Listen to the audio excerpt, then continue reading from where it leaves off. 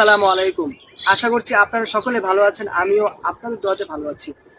আজ আমি সূরা আল কাউসার সম্পর্কে কথা বলবো। আল কাউসার মানে হচ্ছে প্রাচুর্য। এই সূরায় 10টি শব্দ আছে। এই সূরায় হামজা বা আলিফ শব্দটি 10 বার বলা হয়েছে। আরবি 29টি হরফ, যেমন আলিফ, বা, তা, সা, জিম, হা, খ, দাল, জাল, র।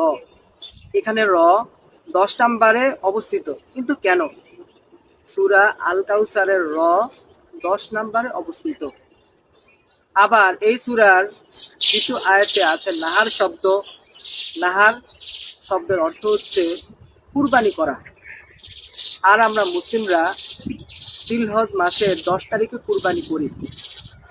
তাহলে এই সূরার সবখানিতে 10, কিন্তু কেন? কারণটা হচ্ছে এটা একটা গাণিতিক সূরা।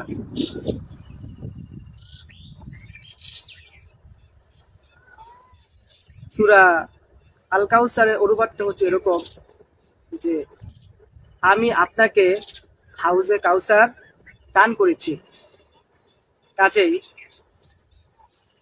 আপনি প্রতিপালকের উদ্দেশ্যে সালাত আদায় করুন এবং কুরবানি করুন। নিশ্চয়ই আপনার প্রতি বিদ্বেষ পোষণকারীরাই নির্বংশ। আল্লাহ তাআলা এই সূরাটিকে আমাদের নবী মুহাম্মদ সাল্লাল্লাহু আলাইহি ওয়াসাল্লাম কে উপহার দিয়েছেন।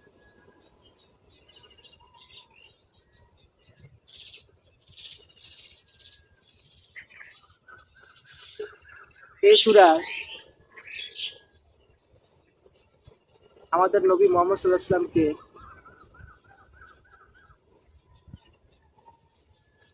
অনেক সুন্দর একটি উপহার দিয়েছেন আল্লাহ তাআলা। জান্নাতের একটি নদীর নাম হচ্ছে আল কাউসার, যার পানি বরফের চেয়ে সাদা,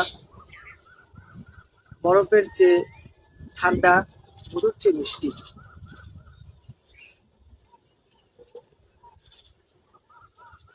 জ্ঞানের জন্য 1000টা বই লাগে না, আল কোরআনই যথেষ্ট। এই কথাটা আপনারা মনে রাখবেন।